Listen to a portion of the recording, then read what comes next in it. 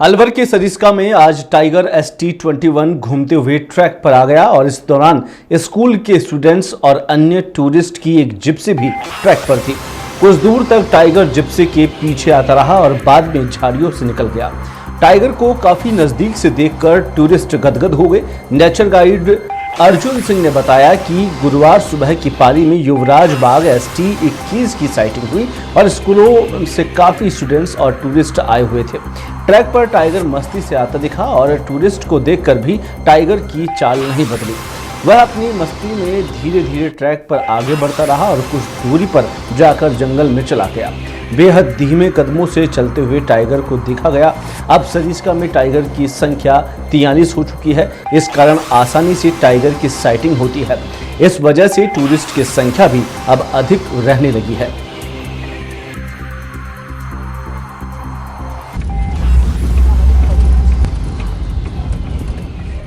थोड़ा पकड़ लेना पीछे थोड़ा। अलवर जिले के सरिस्का टाइगर रिजर्व जो मुख्य रूप से बाघों के लिए विख्यात है, लेकिन इसके साथ ही गिद्ध शिकारी पक्षियों के लिए भी एक महत्वपूर्ण आवास स्थल है। यहाँ उनकी 32 प्रजातियां दर्ज की गई है, जिसमें कई गिद्ध प्रजातियां भी शामिल है। सरिस्का बाघ परियोजना के क्रास्को, हवा महल, दरवाजी झरना और नंदीश्वर में रैप्टर्स को देखा जा सकता है। इसे लेकर WWF इंडिया द्वारा रैप्टर्स संरक्षण हेतु कार्यशाला भी आयोजित की गई थी, जिसमें रैप्टर्स संरक्षण, उनकी पारिस्थितिक महत्व और सरिस्का में अध्ययन किए जाने का अनुरोध किया गया था। सरिस्का CCF संग्राम सिंह ने बताया कि पारिस्थितिक तंत्र के स्वास्थ्य और संतुलन को बनाए रखने के लिए रैप्टर्स महत्वपूर्ण भूमिका निभाते हैं।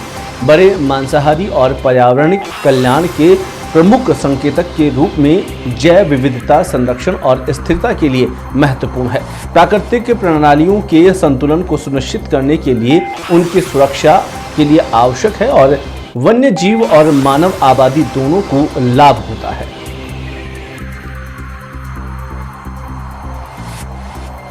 सरिस्का में प्रजातियां बहुत ज़्यादा हैं, क्योंकि प्रकृति में संतुलन बनाने के लिए जो मांसाहारी जो जानवर हैं उनको भी बचाए रखना जरूरी है। गिद्धों की संख्या बढ़ने का मतलब है टाइगरों के लिए अच्छा।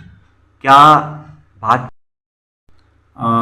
सरिस्का चूँकि एक बहुत अच्छा हैबिटेट है और जिस तरह की यहाँ पे 2-3 ऐसी लोकेशंस हैं, जैसे करास्का है और हमारा मंदिर के पास का एरिया है, हवा महल एरिया उसको बोलते हैं।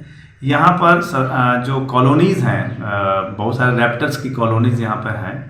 तो हमारा प्रयास ये है कि उन रैप्टर्स की कॉलोनीज़ का हम संरक्षण करें और साथ ही साथ एक जो बेस लाइन डेटा है जो हमारे पास नहीं है आज की डेट में, कि हमारे पास सरिस्का में कितनी प्रजातियां हैं और कितने उन प्रजातियों के मतलब एनिमल्स हैं। तो उन एनिमल्स के बारे में एग्जैक्ट संख्या जानने के लिए अभी हमारी परसों भी एक जयपुर में कॉन्फ्रेंस हुई थी, जिसमें पूरे राजस्थान भर के जितने भी ऐसे एरियाज या पोटेंशियल साइट्स हैं जिसको रैप्टर सेफ जोन बनाए जाने की बात कर रहे हैं। तो उस रैप्टर सेफ जोन का मतलब ये है कि हमें रैप्टर्स के लिए एक अच्छा माहौल क्रिएट करना है और जो जो प्रॉब्लम्स इन रैप्टर्स के जीवन में आ रही, जैसे कि इनके प्रे बेस की कमी होना या प्लास्टिक का बहुत ज़्यादा उपयोग होना, जिसकी वजह से जो जानवर, जैसे कभी कभी गिद्ध क्या करते हैं कि कभी एनिमल्स को कभी खाते हैं, जैसे जो हमारे गाय या भैंसें जो बाहर के एरिया में रहती हैं, तो आपने देखा होगा शहरों में प्लास्टिक का पॉल्यूशन होता ही है।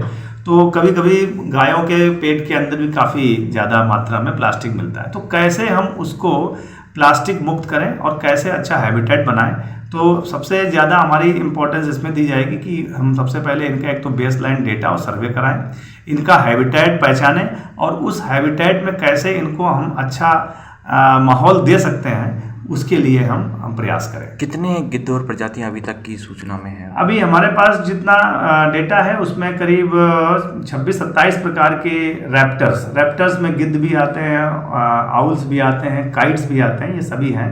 तो 27-28 प्रकार के हमारे पास ये डेटा उपलब्ध है। लेकिन एग्जैक्ट हमारे पास जो डेटा है वो हमें WWF के द्वारा हमने एक सर्वे कराने के लिए उनसे निवेदन भी किया हुआ है और जल्दी हम इसका सर्वे करा के एक रिपोर्ट हमारे पास आ जाएगी और जिससे हमें आगे की कार्य योजना बनाने में आसानी होगी।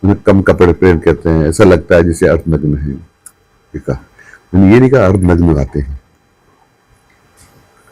उसके पीछे भाव क्या क्या कहना चाहते हैं आप? मैं भाव ये कहना चाहता हूँ कि अपन अच्छा पहन के आएंगे और सच बोलेंगे। मैं 3-4 बातें कही थी, मैं आपको पूरा सुना देता हूँ। तो परिवार में भी रहता है और कुछ घंटे जैसे 7-8 घंटे वो विद्यालय में रहता है। तो माँ बाप को भी उनके सामने अपने आप को आदर्श के रूप में प्रस्तुत करना पड़ेगा और शिक्षकों को भी अपने आप को बच्चों के सामने आदर्श के रूप में प्रस्तुत करना पड़ेगा ताकि वो संस्कार ले सके। कोई शिक्षक लेट आता है और वो कोई जो उनसे पूछता है तुम कितने बजे आए, तो आप सही समय आओ, तो बच्चे तो देख रहे हैं, उनको लगता है कि झूठ बोलने से बचाव हो जाता है। ऐसे ही हमारी यदि दृष्टि ठीक नहीं है तो बच्चे सब देखते हैं। हमारा बोलचाल ठीक नहीं, व्यवहार ठीक नहीं, यदि बच्चों के सामने लड़ाई झगड़ा करते हैं या फिर हम हमारा वस्त्र ठीक पहन के नहीं आते, कम पहन के आते हैं, जैसे ऐसा लगे कि जैसे आधे कपड़े पहने हुए हैं, आधा बदन दिख रहा है, तो उससे बच्चों पर संस्कार नहीं पड़ेंगे। अपने आप को संस्कार देने के लिए अपने आप को आदर्श के रूप में प्रस्तुत करना पड़ेगा। ये तो क्या इसके लिए ड्रेस कोड करना चाहिए सरकार को, या इस पे विचार कर रही है सर स्कूलों में शिक्षकों को? अभी हम इस पर कोई विचार नहीं कर रहे हैं, लेकिन परंपरा है कि हम विद्यालयों में ऐसे कपड़े पहन के जाएं जिनसे ठीक लगते हों, बच्चों को कुसंस्कार न हो, इस प्रकार के, ताकि वो भी आने वाले जीवन में इसी प्रकार का व्यवहार करें। सर अभी एक बार बार चर्चा चल रही है, अफवाह चल रही है, आज ऑर्डर आ गए, कल ऑर्डर आ गए, सुबह ऑर्डर आ गए, फिर वापस चले गए। आपको लगता है कि जो शिक्षा विभाग से जुड़े हुए जो तबादले का जो पॉलिसी जो आपने स्टडी की है, डेवलप करने की कोशिश कर रहे हैं, वो कब तक, क्योंकि शिक्षक भी असमंजस में है, तो ये कब तक कुछ संभालेंगे? ये ऐसी अफवाह है? देखो, निश्चित रूप से पॉलिसी बन रही है, उस पर विचार चल रहा है, एक्सपर्ट से विचार विमर्श हो रहा है।